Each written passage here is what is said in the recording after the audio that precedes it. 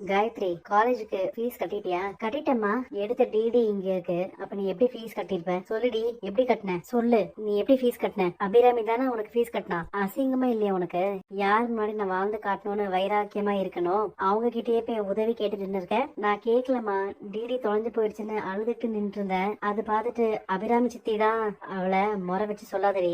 அபிராமி என் காலில் விழ வைக்கணும், அதான் என் வாழ்க்கையோட லட்சியம். அப்படி இருக்கும்போது இவ அபிராமி செஞ்ச உதவியை ஏத்துக்கலாமா?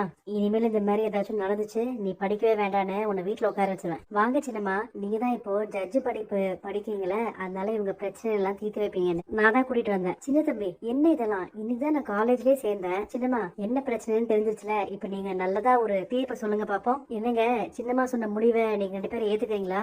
என்ன சின்னம்மா, ஜட்ஜுக்கு படிக்கிறீங்க, நாளைக்கு நீங்க கோர்ட்ல உட்காந்து எப்படி தீர்ப்பு சொல்வீங்க? அப்புறம் இப்பவே இதெல்லாம் பழகிக்கோங்க. துளசி இன்னும் காலேஜ்க்கே போகல, அதுக்குள்ள இந்த சின்ன தம்பி ஜட்ஜம்மான். என்னால அந்த அலப்பறைய தாங்க முடியல. நம்ம நினைக்கிறதுக்கு மாறாதான் எல்லாம் நடக்குது. அந்த துளசி நாச்சியார் அண்ணிய மைக்கில வச்சிருக்கா.